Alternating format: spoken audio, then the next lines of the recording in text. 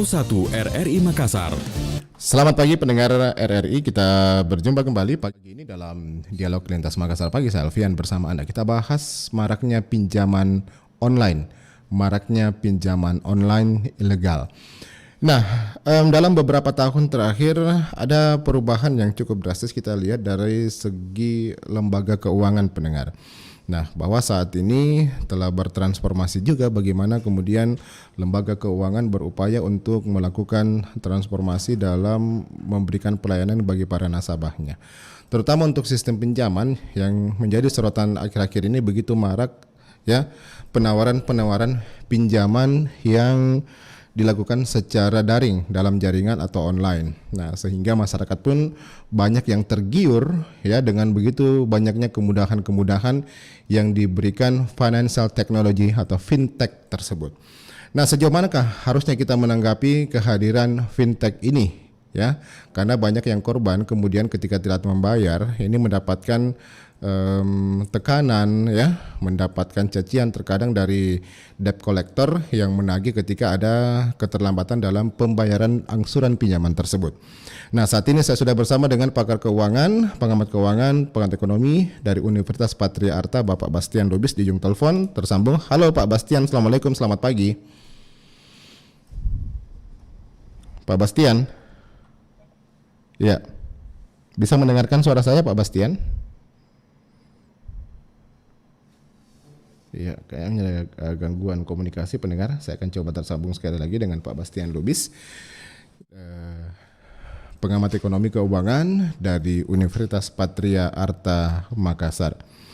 Ya, kita akan coba meminta analisa beliau bagaimana kemudian saat ini keberadaan dari fintech financial technology tersebut ya, pinjaman-pinjaman yang dilakukan secara online. Oke, saya akan coba tersambung kembali bersama Bapak Bastian.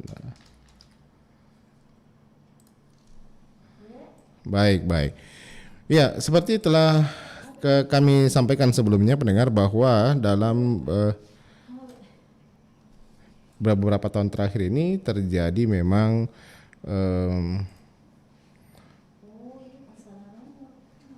ya peningkatan ya, dan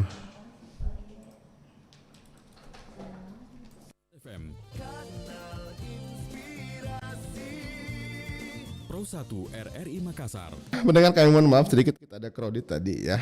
Oke, 2 tahun belakangan Anda pasti mulai mendengar banyak orang yang membicarakan fintech, financial technology. Terlebih tahun ini juga otoritas jasa keuangan OJK menargetkan bahwa paling tidak ada 75% dari populasi orang dewasa di Indonesia yang telah dapat mengakses layanan institusi finansial, dan masyarakat pun semakin ramai-ramai memanfaatkan jasa fintech untuk mencapai tujuan finansialnya ya. Nah, seperti kita ketahui seiring dengan perkembangan zaman dan perkembangan teknologi informasi bahwa lembaga keuangan pun mulai berbenah, juga mulai melakukan upaya transformasi layanan mereka. Dan saat ini layanan untuk peminjaman sendiri ya sudah dapat dilakukan secara daring dengan menawarkan berbagai macam kemudahan-kemudahan yang ada di dalamnya. Nah, lalu bagaimana kemudian masyarakat menanggapi keberadaan pinjaman-pinjaman yang ditawarkan secara online dengan berbagai kemudahan-kemudahan tersebut ya. Nah, tadi pagi Anda sudah mengikuti dan sudah banyak Anda menyampaikan opini terkait bagaimana kemudian masyarakat seharusnya menyikapi mengenai pinjaman online yang marak beredar sekarang ini pendengar ya. Oke, baiklah, kami sudah tersambung saat ini dengan pengamat ekonomi pakar keuangan dari Universitas Patria Arta, Pak Bastian Lubis. Pak Bastian. Ya. Assalamualaikum, selamat pagi. Waalaikumsalam. Ya. Selamat pagi. Terima kasih sudah bergabung bersama. Sehat selalu Pak Bastian ya. Ya. Baik. Ya Pak Bastian, dalam 2 tahun terakhir ini saya hitung sendiri ya cukup marak pinjaman yang ditawarkan kepada masyarakat dalam bentuk daring dengan berbagai macam kemudahan begitu yang ada di dalamnya. Nah ternyata banyak diantaranya ya ini yang tidak terdaftar, yang istilahnya ilegal begitu, dengan menjamin bunga yang ringan ya, kemudahan-kemudahan dengan tenor yang mungkin cukup panjang. Nah bagaimana mungkin Pak Bastian melihat ini? Jadi sebenarnya kita ini sebenarnya otoritas daripada yang ini kan OJK yang punya otoritas untuk mengawasin daripada bermacam ini kan macam perbankan nih pinjam simpan pinjam lah, lembaga keuangan Pak ya. Pinjaman online itu sebenarnya harus diumumkan siapa sebenarnya yang betul-betul legal, siapa yang tidak legal, ya kan? Memang selama ini kita lihat itu sendiri yang terjadi ya. Banyak menawarkan yang kemudahan, setelah itu menjerat gitu. Itu lebih daripada rentenir, ya kan? Ya, jadi saya sarankan sebenarnya harus ada kerjasama antara otoritas jasa keuangan dengan kepolisian, ya kan? Karena sudah banyak korban yang terjadi. Nah, inilah yang sebenarnya fasilitas daripada kredit mikro itu, dengan pemerintah yang sekarang gencar-gencarnya, itu harus dikembangkan terus dibandingkan dengan online, karena online ini kan kemudahannya gampang sekali. Betul. Jadi kalau misalnya itu hanya bermodal KTP loh Pak. Iya. Jadi tanpa melihat daripada substansi dia mampu atau tidak, dia pokoknya penjebak dulu. Ada satu macam jebakan. Nanti dikasih penawaran persyaratannya 10, setelah waktu menagih ya akhirnya sampai 1000 pasal yang dimasukkan kan. Memang seperti saya alami juga dengan saya alami itu tiap teman saya itu pernah pinjam juga gitu. Tapi saya lihat bunganya memang nggak masuk akal gitu loh. Murah kan? Bukan murah. Mahal gitu loh. Di penawarannya yang saya lihat biasanya agak rendah, sehingga yang membuat menarik masyarakat dengan berbagai syarat yang agak memudahkan begitu. Iya, jadi itulah yang sekarang timbulnya kekerasan-kekerasan yang pakai intimidasi skala ya. Itu yang sebenarnya harus dihindari. Itu kan sudah saya rasa sudah cukup meresahkan ya. Jadi kita ini otoritas jasa keuangan kerjasama dengan Mabes Polri, dengan Kominfo, itu kalau yang nggak legal-legal langsung ditutup saja. Betul. Sebetulnya hari ini saya sudah mengundang Pak Bastian dari Otoritas Jasa Keuangan, tapi beliau mungkin belum berani untuk berbicara lebih jauh mengenai ini begitu. Mungkin Pak Bastian juga nanti harusnya mungkin memberikan masukan kepada OJK dan bagaimana seharusnya ini OJK memberikan literasi dan pemahaman masyarakat terkait dengan lembaga-lembaga keuangan. Nah, Pak Bastian sendiri mungkin selaku pengamat lihat bagaimana mungkin pemahaman masyarakat kita, literasi masyarakat kita terkait dengan pemahaman mereka mengenai lembaga-lembaga keuangan seperti ini Pak Bastian. Jadi lembaga-lembaga keuangan ini bukan termasuk lembaga keuangan sebenarnya kalau tidak terdaftar ya. Itu kan sama dengan tanda kutip rentenir ya. Rentenir kok bisa bergentayangan di online gitu. Nah, yang ngawasin ini siapa? Yang ngawasin ini kan otoritas jasa keuangan yang ngawasin. Nah, dari baru kalau misalnya ada suatu sengketa atau apa baru lapor polisi kan harusnya. Pertama-tama regulasinya kan sudah ada, ya kan harus punya izin, harus punya punya kapabilitas, ya bisa diakuin, ya kan, sehingga itu adalah resmi bisa diawasin. Nah sekarang kan tidak, sekarang modal online aja langsung bisa tersalur, orang tertarik, transaksi, KTP ada, foto ada. Nanti diminta daftar orang-orang dekatnya, setelah nggak bayar nanti diteror, itu kan meresahkan. Iya betul. Nah, jadi saya rasa otoritas jasa keuangan dalam hal OJK sudah sedikit terlambat ya, kalau saya lihat terlambat. Sudah banyak korbannya sebetulnya Pak ya. Tapi kemudian saya sendiri belum ada langkah konkret yang dilakukan sejauh ini bagaimana untuk menertibkan, karena di medsos pun sangat banyak berseliweran begitu. Bahkan mereka berani membayar medsos beriklan di media sosial untuk bisa mampu mempromosikan, menawarkan jasa-jasa yang mereka tawarkan begitu. Ya kan satu-satunya bisa mencegah itu kan OJK. Itu nanti dilaporkan ke Mabes Polri atau ke Kominfo kan. Kominfo betul. Untuk itunya gitu loh. Nah, jadi saya lihat ada satu pembiaran ya, saya lihat terus jalan. Saya memang kalau kita lihat pagi ini aja kita buka, itu jasa keuangan nggak usah dibuka, itu kadang-kadang masuk ke WA. Iya. Saya juga banyak tiap itu masuk pesan. Masuk ke WA, masuk ke SMS saya banyak sekali Pak. Iya kan? Iya betul. Itu kan harus cepat dicegah, masa Ya. nggak bisa sih Oke. itunya. Tapi yang salah satu yang bisa mengawasin itu adalah OJK yang dikasih tugas itu. Tapi yang kemudian menjadi pertanyaan bagi saya sendiri mengalami Pak, mengapa kemudian lembaga-lembaga fintech ini bisa mendapatkan data-data pribadi saya, bahkan dia mendapatkan nama saya, alamat saya. Nah, apakah kemungkinan mungkin bisa saja terjadi kebocoran data begitu, data-data saya begitu, sehingga kenapa lembaga-lembaga keuangan yang ilegal tersebut bisa memiliki data-data dari masyarakat begitu? Itu menjadi pertanyaan terbesar yang ada di saya untuk menawarkan produk-produk mereka, Pak Bastian. Ya itu kan yang kemarin kan kita lihat bahwa di PT Telkom itu kan diduga ada kebocoran data yang besar. Betul. Sekarang sudah hilang ininya. Jadi memang saya juga kadang-kadang lihat heran juga. Kok katanya kemarin kan dari kartu kredit tuh, kalau kartu kredit atau debit itu kan 2 kali digesek kan sudah dilarang oleh BI. Oh benar. Nah sekarang ini yang satu-satunya bisa yaitu karena terdaftarnya terdaftarnya nomor-nomor telepon. Dari situlah sekarang dia bisa dapat. Nah itu mungkin oknum-oknum yang menjual belikan data ya. Itu ada juga jual beli data itu yang lagi sekarang rahasia kita itu bisa terbongkar di mana-mana akhirnya. Tiap hari mungkin ada 2 atau 5 yang masuk di tempat saya di WA saya. Saya apa ini? Iya. Oke. Cuma BPKB bisa gitu kan. Nah ini kan langsung kalau tugasnya OJK itu kan harusnya ngawasin itu aja, masuk nggak bisa sih. Oke. Nah dalam kesempatan ini Pak Bastian mungkin bisa apa sih yang masyarakat perlu pahami begitu Pak melalui lembaga-lembaga keuangan ilegal ini begitu ya, yang menawarkan pinjaman dengan proses yang mudah, dengan bunga yang biasa, juga ada yang menawarkan bunga yang rendah begitu, bahkan lebih rendah dengan bunga perbankan. Ini pernah saya dapatkan loh Pak Bastian.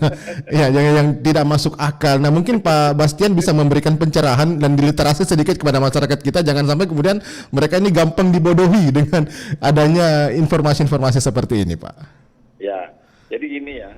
Kalau saya bisa boleh share membagi cerita bahwa kalau kita dulu kan ada namanya koperasi bank pinjam. Benar.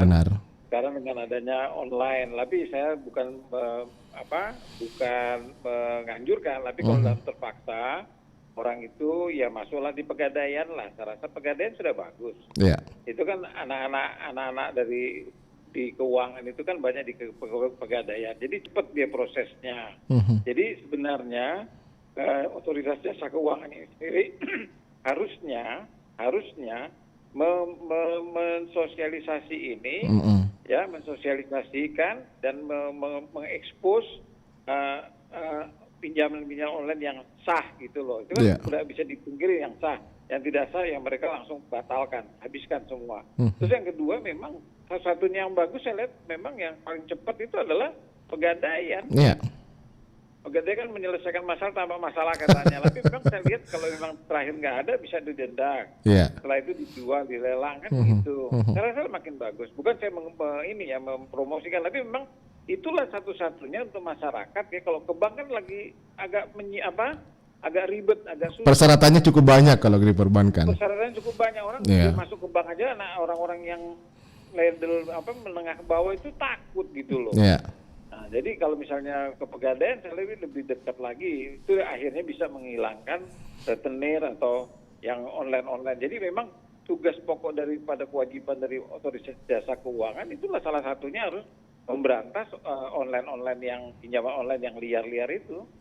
Oke. Nah, tanpa adanya laporan begitu, apakah kemudian ini polisi dan juga mungkin dari Kemenkominfo, mungkin cybercrime dan Mabes Polri bisa melakukan operasi begitu untuk menindak ya setiap lembaga atau pinjaman-pinjaman online ini yang tidak terdaftar, tidak terakreditasi begitu. Jangan sampai kemudian banyak masyarakat yang terjebak di dalamnya, Pak Bastian. Oh, sangat bisa, cuman harus dimulai dengan yang punya tugasnya adalah otoritas jasa keuangan. Itu yang pertama. Ya kan kalau polisi itu penindakan ini macam kejahatan macam demi kerah putih ya. Betul. Jadi mereka ini sebenarnya otoritas jasa keuangan lah yang harus antisipasi cepatnya, dan laporan-laporan itu dibukalah laporan di di portalnya macam jadi cepat prosesnya kan. Sekarang kalau misalnya hubungan Kominfo atau apa kan langsung diputus-putus itu, online langsung diputusin kan.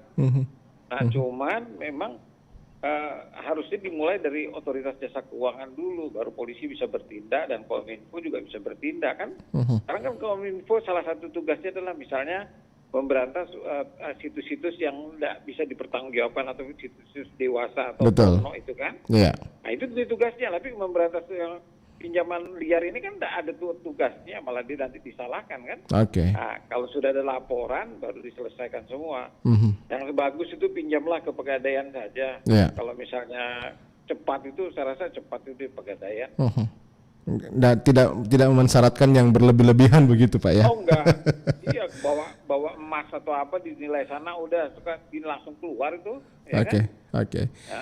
Iya. Dan seharusnya bagaimana mungkin OJK belum belum maksimal dalam memberikan pemahaman dan literasi kepada masyarakat tentang bagaimana perkembangan finansial yang ada sekarang begitu Pak ya. Nah, sehingga masyarakat sendiri masih banyak yang belum paham begitu. Iya, itulah sosialisasi daripada OJK ini sendiri kan sebenarnya sudah optimal ya. Jadi biasanya optimal itu dalam arti gini, lebih ke banknya, jasa-jasa perbankan, ke perbankannya lebih optimal dibandingkan yang ke masyarakat. Online ini kecil tapi banyak loh. Iya, sangat banyak lah. Karena masyarakat itu kan membutuhkan kecepatan, tidak usah ribet gitu loh. Selesai, gitu kan. Nah, itu salah satunya yang bisa itulah ke Pegadaian. Betul. Pegadaian mungkin diharapkan ke depan buka macam online gini, nanti tinggal daftarkan aja biar mereka akhirnya kan ada ceruk pasar ya. Kalau misalnya ini diambil secara betul ya dengan oleh kebijakan daripada pemerintah dengan OJK, itu online itu akan hilang karena ada suatu celah yang bisa dimanfaatkan, akhirnya menjamur gitu loh. Oke. Ya, terakhir mungkin Pak Bastian, lagi mungkin mungkin himbauan lagi kepada masyarakat begitu, jangan sampai mereka jangan sampai mereka terjebak begitu ya dengan rentenir zaman modern seperti sekarang ini. Jadi saya anjurkan kepada masyarakat seluruh pendengar RRI ini, hindarilah pinjaman-pinjaman online ini, lebih banyak penyakitnya daripada manfaatnya, moderatnya. Jadi memang kita lihat daripada kegiatan-kegiatan memang mudah, tapi pinjamlah di jalur-jalur yang legal seperti Pegadaian. Kalau perbankan memang enggak. Kalau kita minjam 1 hari ini belum tentu bisa keluar, tapi kalau Pegadaian saya rasa 1 hari ini jam itu juga bisa keluar, ya. Jadi itu yang saya harapkan nanti, karena berdampak risiko sangat besar. Jadi dihindarkanlah pinjaman online itu. Tapi mungkin juga ini baik. Terima kasih banyak Pak Bastian Lubis atas waktunya bersama RRI pada pagi hari ini. Selamat bertugas kami, selamat beraktivitas. Assalamualaikum warahmatullahi wabarakatuh. Selamat pagi. Iya, Bastian Lubis, pendengar, pengamat keuangan, pakar keuangan ya dari Universitas Patria Arta. Sangat menarik sekali tadi yang disampaikan beliau, masukan-masukannya bagaimana kemudian keberadaan pinjaman online yang menurut Pak Bastian Lubis ini adalah rentenir model baru sekarang ya. Nah, karena boleh dikatakan sangat mencekik sebetulnya. Jangan sampai kemudian masyarakat banyak yang terjebak, jangan masyarakat yang ada di dalamnya begitu ya, karena dengan adanya kemudahan-kemudahan yang ditawarkan, proses-proses yang cepat ya, ini yang kemudian membuat masyarakat tertarik ya untuk melakukan peminjaman begitu melalui lembaga keuangan yang sebetulnya ilegal. Carilah mungkin, kalaupun Anda ingin dengan proses yang cepat, mungkin bisa mencari ya, apakah lembaga keuangan ini terdaftar di otoritas jasa keuangan, sudah terakreditasi begitu. Nah, apabila terjadi sesuatu yang di luar prosedur, Anda bisa melaporkan lembaga keuangan tersebut untuk dilakukan penindakan ya. Nah, karena tentunya ketika adanya kredit macet, ada SOP, standar operasional prosedur yang harus dilalui oleh lembaga keuangan tersebut untuk melakukan penindakan bagi debitur-debitur mereka yang melakukan ataupun yang gagal dalam pembayaran angsuran terhadap pinjaman yang mereka ambil ya dari kreditur ini. Oke. Kita akan bahas pendengar dengan narasumber yang lainnya. Nah, sebetulnya saya tadi sudah mengundang kemarin sebetulnya ya dari Otoritas Jasa Keuangan untuk menyampaikan pandangannya, untuk menyampaikan informasi kepada masyarakat melalui RRI tentang keberadaan financial ataupun juga pinjaman online ini yang banyak berseliweran, banyak beredar dan banyak yang ilegal. Nah, seharusnya mungkin bisa menyampaikan mana-mana saja kira-kira ciri-ciri pinjaman yang terdaftar di Otoritas Jasa Keuangan, ya, terdaftar di lembaga keuangan. Nah, supaya masyarakat jangan sampai kemudian mudah tertipu begitu, mudah terjebak terkait dengan pinjaman-pinjaman online tersebut. Kami kembali saat lagi mendengar, tetap di RRI Pro 1 Makassar, Kanal Inspirasi.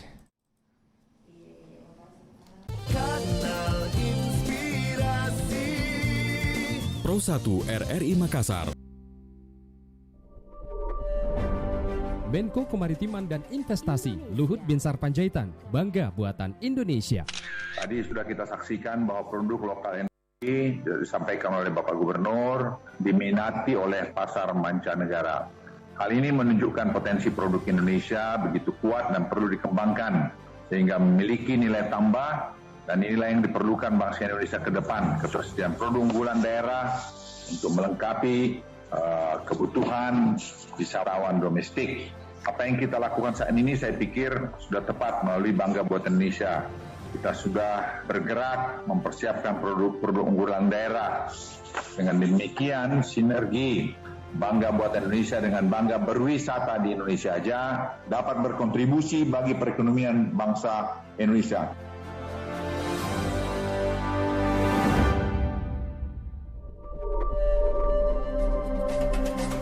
Indonesia kaya akan beragam nilai budaya.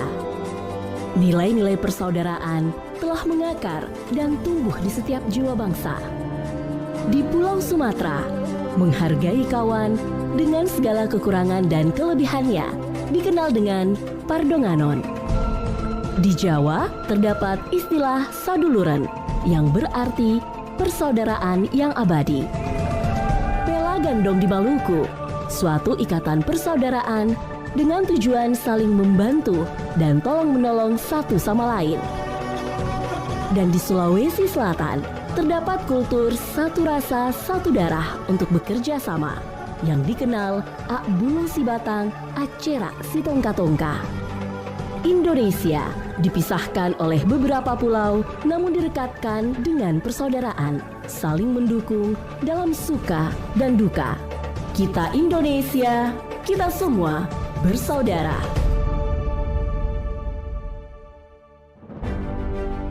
Sandiaga Uno menyerukan bangga buatan Indonesia dan bangga berwisata di Indonesia. Kita di pariwisata bukan hanya melihat Mandalika sebagai satu dari destinasi super prioritas, tapi bagaimana kita membangkitkan, memberikan harapan, memastikan bahwa produk-produk kreatif dari Nusa Tenggara Barat, dari Lombok, ini bisa mendunia. Karena menurut saya kuncinya adalah onboarding, digitalisasi, dan QRIS ini sudah menjadi bagian yang tidak terpisahkan dari Gernas BBI. Bangga buatan Indonesia, tapi saya ingin mengingatkan juga harus bangga berwisata di Indonesia. Hashtag di Indonesia saja. Maju terus NTB Lombok.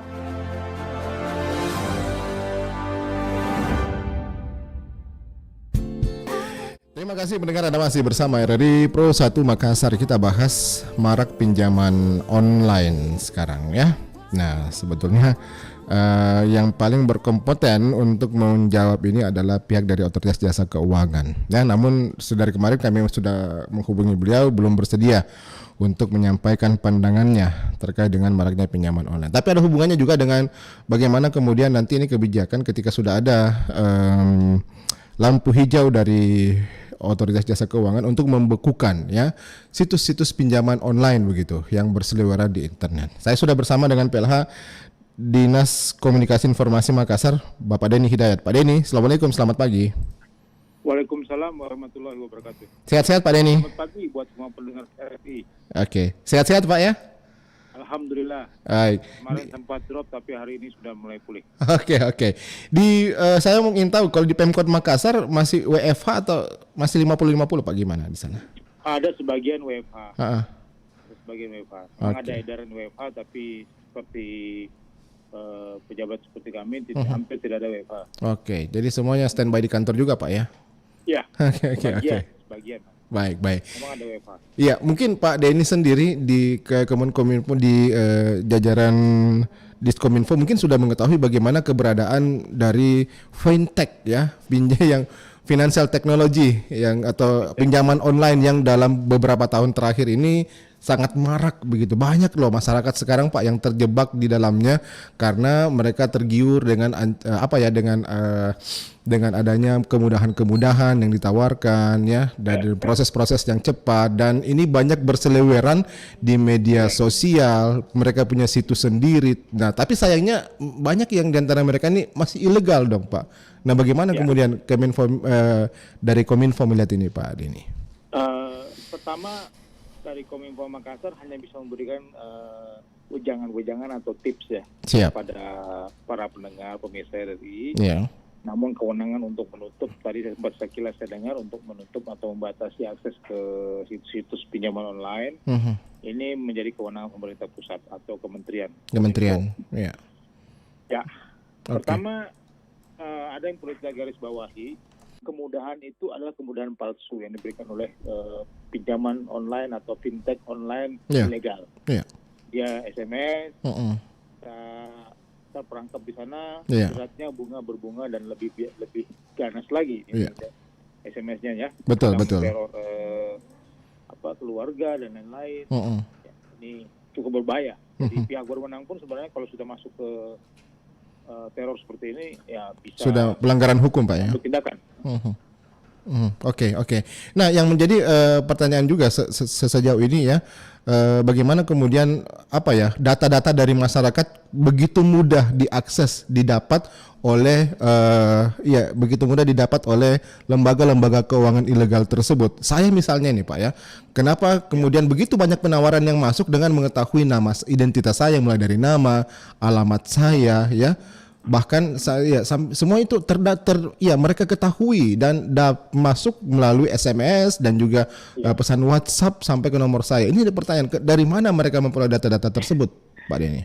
Iya, memang pernah ada terjadi kebocoran, pembobolan akun dari baik dari Telkom, bukan akun dari e-commerce, marketplace. Ada beberapa marketplace besar yang kemudian terbobol beberapa tahun lalu. Kemudian juga yang paling terakhir info dari salah satu layanan asuransi kesehatan, plat merah. Ini juga ada kejadian pembobolan akun, pembobolan data, dan itu diperjualbelikan. Jadi satu kali online itu bisa beredar, diperjualbelikan oleh pihak-pihak pihak-pihak ilegal atau jahat untuk dapat digunakan berkali-kali oleh sindikasi mereka, dan ini diperjualbelikan secara ilegal di dunia maya. Hal-hal ini walaupun ada satu kebobolan seperti itu, kemarin ada kebobolan yang cukup besar dari data seluruh warga Indonesia. Mari kita ganti nomor telepon itu dia. Bukan nomor telepon, maksudnya password apa semua. Kalau siapa tahu dia meminta reset, ada mengatasnamakan pihak bank tertentu atau mengatasnamakan layanan online atau service apa, harus dilayani. Atau misalnya dia mengetahui akun email dan juga nomor telepon, juga nama calon korbannya, mereka bisa berpura-pura menjadi layanan perbankan, misalnya dengan mengirimkan satu SMS, kami dari layanan perbankan ini, kemudian mengatakan ini Anda harus reset OTP dan lain-lain. Ini tentunya menjadi perhatian kita semua. Harus kita waspadai dan jangan kita sekali-sekali langsung memberikan kode OTP yang diberikan oleh oknum tersebut, yang diminta oleh oknum tersebut. Oke. Nah, sejauh ini apakah mungkin tidak ada semacam patroli cyber yang kerjasama antara Kominfo ya, antara mungkin Diskominfo, bagaimana kemudian untuk memantau keberadaan situs-situs ilegal tersebut yang sangat-sangat meresahkan masyarakat, dan bagaimana kemudian berkoordinasi bagaimana supaya tidak ada lagi data-data yang bobol begitu, Pak. Bahkan banyak masyarakat yang mengeluh, kenapa data saya bisa berseliweran ada di mana-mana. Banyak orang yang memiliki data-data saya, padahal sebenarnya kan merupakan data yang sangat privat, sangat rahasia loh, Pak. Iya. Sekali, maksudnya begini. Iya. Kita secara legal kita sama-sama menunggu agar segera keluar satu patron atau regulasi yang ketat mengenai kerahasiaan data pribadi. Itu yang pertama. Yang kedua adalah walaupun dari segi pelaku yang melakukan pembobolan, kalau dari usernya sendiri teredukasi dengan baik atau dari penggunanya teredukasi dengan baik, misalnya cara menggunakan akun pribadi dan lain-lain, dengan cara berkala tentunya mengganti password misalnya, atau memperhatikan dengan seksama OTP yang palsu atau permintaan OTP, minta PIN dan lain-lain dari pihak tertentu yang tidak jelas. Nah, kita juga harus mencatat nomor-nomor akun resmi bank atau minta dari bank itu kita mencatat nomor-nomor call center mereka. Jadi kalau di luar daripada nomor-nomor itu diabaikan saja. Nah, misalnya tidak usah, kita juga tidak pernah merasa untuk mereset akun kok tiba-tiba ada mereka minta reset akun. Nah, ini kan tentunya menjadi satu kecurigaan buat kita semua. Jadi dari sisi pengguna juga harus lebih aware, lebih paham bagaimana sih mengamankan diri pribadi. Itu mengenai situs-situs pinjaman online atau situs apapun. Hari ini kita sudah, walaupun menggunakan patroli yang sangat kuat, misalnya atau menggunakan jasa lainnya, menggunakan artificial intelligence misalnya, itu lawan internetnya cukup besar. Nah, sekarang saja saat ini per detik ini pengguna internet ada 4.964.722.130 orang. Hari ini saja, saat ini saja 4,9 miliar. Nah, mengenai data-data atau foto-foto pribadi yang dimuat di Instagram misalnya, itu sudah 37 juta sejak tadi pagi. Ini dalam hitungan detik ini. Banyak, jadi terlalu besar sistem internet ini untuk dihandle oleh menggunakan kalau hanya mengandalkan jasa-jasa patroli cyber misalnya. Memang ada penangkapan skala-skala tertentu yang sangat meresahkan misalnya, tetapi untuk menghapuskan semua itu hampir tidak mungkin. Hari ini misalnya website yang dihack saja per detik ini ada 80.437 kasus pada saat ini, detik ini. Nah, jadi sangat besar. Betul. Iya, tapi menjadi pertanyaan sekarang ini, bagaimana kemudian pemahaman dan literasi masyarakat terkait dengan maraknya penipuan-penipuan yang beredar lewat media sosial, lewat online ini begitu. Kayaknya masyarakat belum begitu paham ya Pak ya. Atau memang mereka belum diberitahu, disosialisasikan dengan baik, Pak Denny? Kalau mengenai diberitahu, saya kira sudah pernah. Sudah sering. Pasti sudah pernah diberitahu oleh bank, baik secara maya, digital, ataupun secara persuratan, bahwa kepentingan data pribadi, rahasia, SMS juga sering disampaikan. Misalnya ada bank-bank yang mengirimkan, jangan sekali-sekali menyampaikan kode OTP kepada pihak lain. Jangan sekali-sekali membagi PIN. Ini banyak SMS-nya. Saya yakin pihak bank selalu atas pengawasan OJK selalu mengirimkan hal-hal seperti ini. Nah, kalau orangnya cuek, penggunanya cuek, nah ini bisa saja dia tidak baca. Dia hapus atau dia ganti masalahnya, perhatikan dengan baik. Ini orangnya lagi yang salah. Ini kebiasaan masyarakat kita yang kurang memahami, kurang membaca dengan baik. Kurang membaca. Buktinya aja hoax yang tak jelas masih seliweran di-share dengan gampangnya, tidak pernah dibaca sampai selesai, kemudian di-share lagi di WA misalnya. Ini kan berarti dia tidak pernah baca dan tidak pernah mengkonfirmasi karena kurangnya budaya membaca. Dari 62 negara yang disurvei pada beberapa tahun lalu, orang Indonesia itu hanya melihat gambar. Peringkat 60 ke bawah. Saya melihatnya Pak Denny bahwa mereka ini orang Indonesia mungkin lebih tertarik pada gambar. Nah, ketika taruhlah misalnya pinjaman-pinjaman online tersebut lewat yang menawarkan jasa mereka lewat media sosial, mereka menghadirkan gambar-gambar yang menarik dengan tawaran-tawaran yang menarik, langsung mereka tertarik tanpa membaca dengan lengkap apa yang menjadi persyaratan dan ketentuan-ketentuan yang berlaku begitu. Nah, apakah ini menjadi sebuah wujud penipuan juga atau seperti apa sebetulnya? Betul, biasa gambar itu memang menarik, tapi ada ketentuan-ketentuan yang ditulis huruf dengan kecil, dibacakan oleh pinjaman online ilegal. Itu untuk yang ilegal, untuk yang resmi pasti mereka sudah memberikan penjelasan dengan baik dan jelas, karena pembayarannya misalnya. Jadi memang hal-hal seperti ini berasal dan bermula dari kemalasan membaca. Nah, jadi kalau dia cuma melihat gambar, dia tidak membaca, ya selesai dia. Nah, makanya tadi saya katakan, dari segi user adalah filter paling terakhir edukasinya. Jadi semakin cerdas nanti usernya, semakin ini pinjaman online semakin nggak ada. Ini kan dapat dikatakan rentenir digital. Betul. Iya, kata Pak Bastian Lubis tadi, pakar keuangan mengatakan bahwa ini merupakan rentenir zaman modern sekarang. Tapi belum ada penindakan lebih jauh yang sejauh ini yang punya otoritas yaitu OJK begitu. Harusnya mungkin OJK lebih sering memberikan pemahaman kepada masyarakat, baik itu mungkin kerjasama ya dengan Diskominfo, dengan Cybercrime Polri, bagaimana memberikan literasi kepada masyarakat, pemahaman kepada masyarakat, dan juga memberikan daftar lembaga pinjaman online ini yang ilegal, yang tidak terdaftar begitu, supaya dilakukan penindakan, Pak Denny. Oke. Apakah sejauh ini memang belum ada koordinasi dengan OJK, belum mengkoordinasikan dengan Diskominfo sejauh ini, Pak Denny? Saya kira OJK itu sudah mengeluarkan data ilegal per April 2021 misalnya. Sudah ada ya? Ada 86 daftar penjual pinjol ilegal yang dikeluarkan OJK. Saya kira OJK sudah sangat bekerja dengan baik. OJK kan pengawasannya juga ke perbankan dan lain-lain juga yang mereka menyampaikan kepada publik. Ada kok rilis setiap bulannya. Ada ya? Ada kok. Jadi masih orang Indonesia aja yang malas membaca. Iya, kalau dia baca ini pinjaman ilegal, ya ada kok. Ada banyak. Oke. Dan seharusnya mungkin lebih masif lagi, mungkin orang Indonesia lebih harusnya lebih sering mungkin membaca begitu. Jangan mudah tergiur. Presiden kita Bapak Jokowi pada 20 Mei lalu merilis budayakan literasi. Budayakan literasi baik digital maupun luring.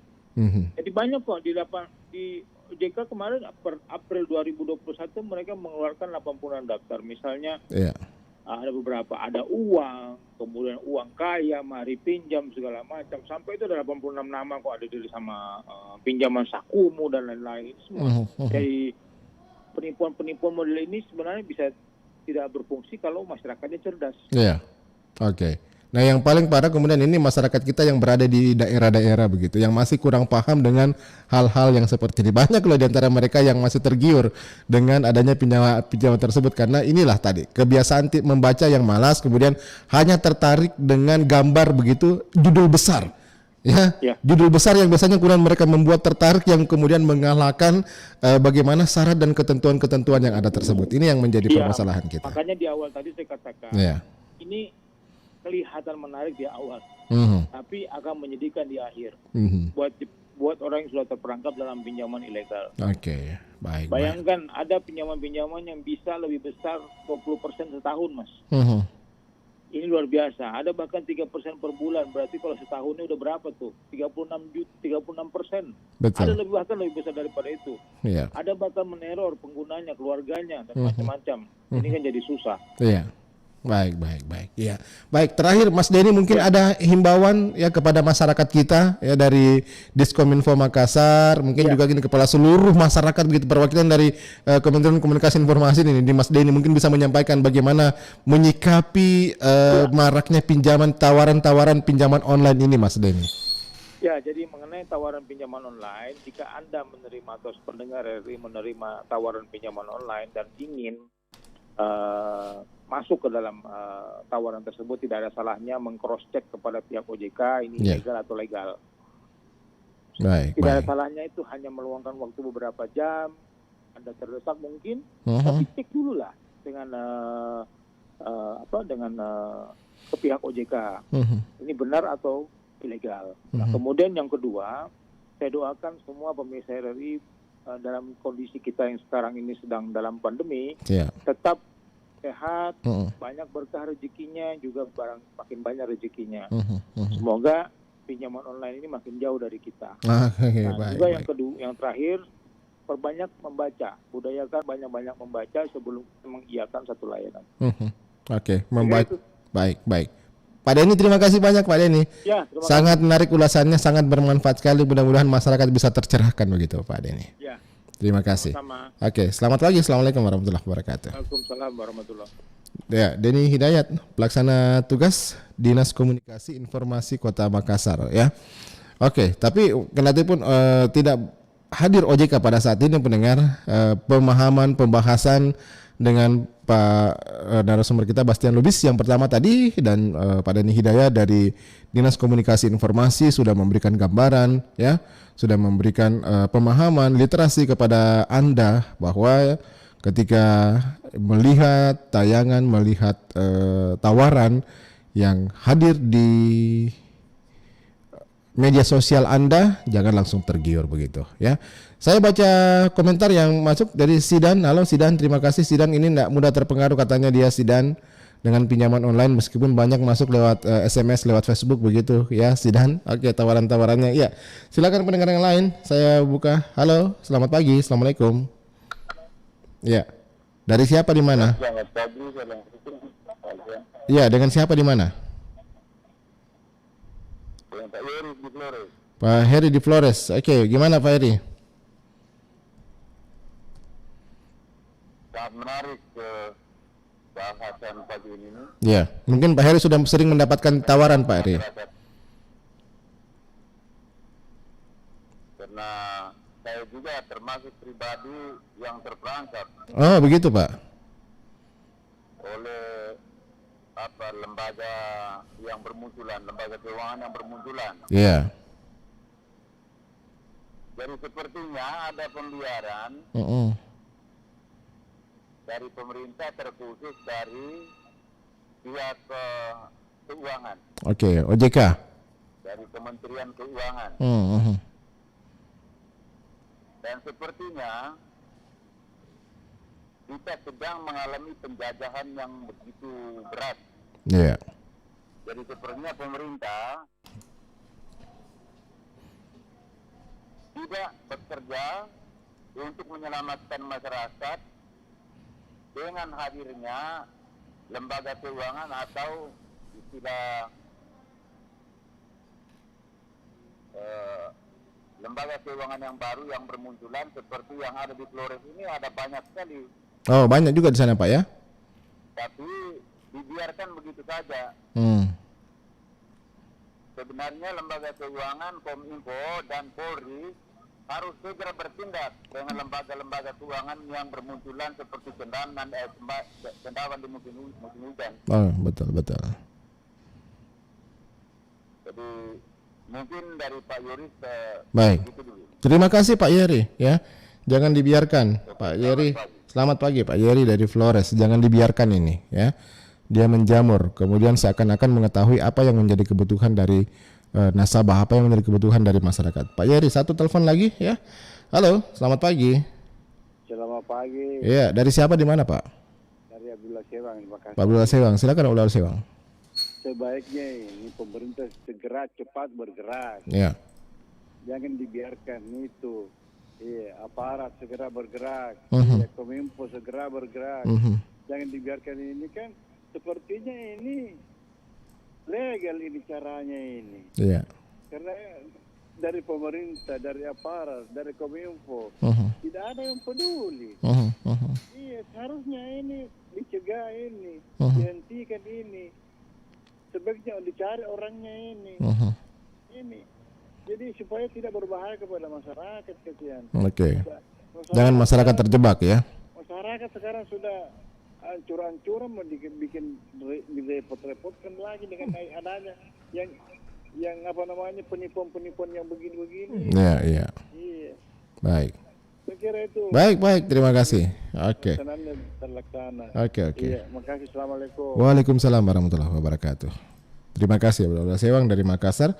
Iya, kayaknya sudah cukup pendengar ya. Terima kasih yang sudah bergabung, sudah berpartisipasi. Mudah-mudahan saja ini ke depan pemerintah bisa, dan juga dalam hal ini otoritas jasa keuangan ya, segera menutup begitu lembaga-lembaga keuangan tidak terdaftar yang sering melakukan penawaran-penawaran secara online lewat media sosial pada umumnya ya, Facebook, Instagram, lewat SMS ya.